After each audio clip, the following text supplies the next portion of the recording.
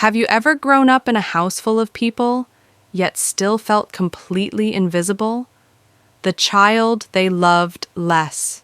I used to think love was something parents gave equally, the way the sun shines without choosing who deserves the warmth. But growing up, I learned something painful. Love can have favorites. I was the quiet one in the house. Not because I had nothing to say, but because I learned early that my voice didn't change much.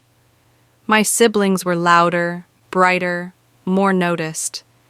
They were praised for things I did too, but when it came from me, it felt like it didn't count the same.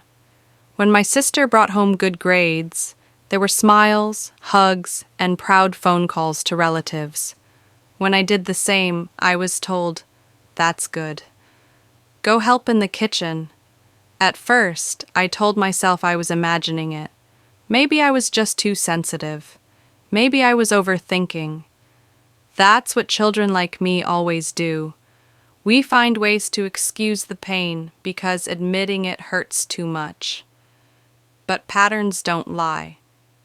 When my brother cried, my mother rushed to comfort him. When I cried, I was told to be strong. When my siblings made mistakes, they were corrected gently. When I made the same mistakes, the disappointment felt heavier, sharper. I started shrinking without realizing it. I stopped asking for things, stopped sharing my feelings, stopped expecting comfort. I learned how to survive quietly because needing too much felt like a crime in my own home.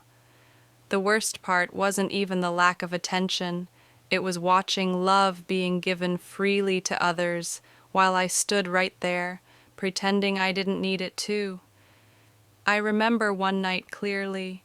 We were all in the living room. My parents laughed with my siblings, teasing them affectionately, making plans for their futures. I sat there smiling along, but inside something cracked. Not because I wanted more, but because I wanted some. That night I cried silently into my pillow, asking myself questions no child should have to ask. What's wrong with me? Why am I not enough? Why do they love them more? That's the kind of pain that doesn't disappear when you grow up. It follows you into adulthood. It shows up in your relationships, your confidence, your sense of worth. It whispers lies like, "You're always second choice." Even now, as I say this, I'm not angry anymore. I'm just honest.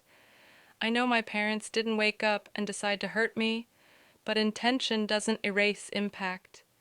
And the impact of feeling unloved as a child stays longer than people realize. I'm learning to heal now, to give myself the love I waited for, to remind myself that being overlooked didn't mean I was unworthy. It meant I was unseen. And maybe that's why I tell this story, because somewhere, someone is listening who grew up like me, surrounded by family, yet starved for affection. If that's you, I want you to know this. You were never too much. You were never invisible, and you deserved love just as deeply as anyone else.